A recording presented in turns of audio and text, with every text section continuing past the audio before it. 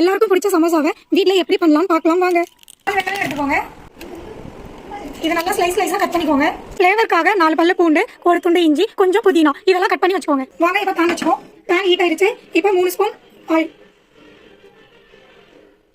எண்ணெய் காஞ்சிருச்சு. நறுக்கி வச்ச பூண்டும் இஞ்சி போட்டு வதக்கிக்கோங்க. இப்போ இஞ்சி பூண்டு நல்லா வதங்கிடுச்சு. நறுக்கி வச்ச ஆனியன் போட்டுக்கோங்க.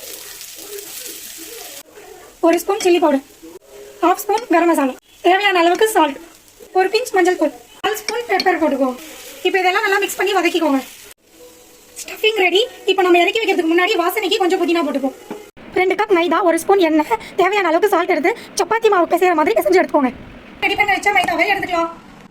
இப்போ நம்ம இதை சப்பாத்திக்கு தேவையான மாதிரி உருட்டிப்போம். ஆனால் இது கொஞ்சம் பெருசாக பண்ணி எடுத்துக்கலாம். இப்போ தோசைக்கெல்லாம் நம்ம எடுத்து வச்சுக்கலாம். காஞ்சிருச்சு. இதில் பட்டர் போட்டுக்கோங்க. இப்போ நம்ம உருட்டி வச்சிருக்கிறத போட்டு எடுத்துக்கலாம். இது சப்பாத்தி ஸ்டேஜ்லாம் எடுக்கக்கூடாது. சும்மா லைட்டாக போட்டுட்டு ஹீட் பண்ணி எடுத்துக்கணும். இந்த ஸ்டேஜில் நம்ம தோசைக்கல்ல போட்டு எடுத்து வச்சுக்கலாம். இப்போ நம்ம சைடில் இருக்கிறதெல்லாம் கட் பண்ணிக்கலாம். நம்ம ஸ்கொயர் ஷேப்ல இதை கொண்டு வரணும்.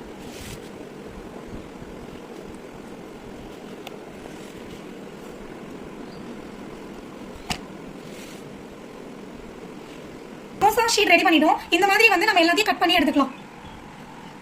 1 ஸ்பூன் மைதா எடுத்து கொஞ்சம் தண்ணி ஊற்றி கரைச்சிக்கோங்க. இப்போ நம்ம ரெடி பண்ண ஷீட்ல ஸ்டஃபிங் வைக்கலாம் வாங்க. எப்படி ரோல் பண்ணணும்னு பார்த்துக்கோங்க. ஃபர்ஸ்ட் இப்படி மடிச்சுக்கோங்க.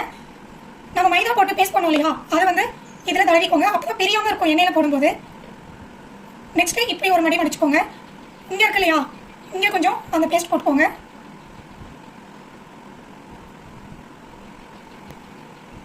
நம்ம ரோல் பண்ணிட்டோம். இதில் நம்ம ரெடி பண்ண ஸ்டஃபிங் எடுத்து வச்சுக்கோங்க.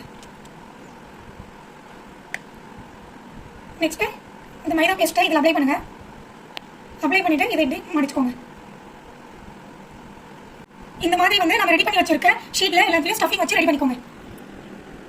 இப்போ நம்ம சமோசாவை பொரிச்சு எடுக்க போறோம். பேன் வச்சுக்கிட்டு அதுக்கு எண்ணெய் ஊற்றிக்கோங்க. எண்ணெய் நல்லா காஞ்சிருச்சு.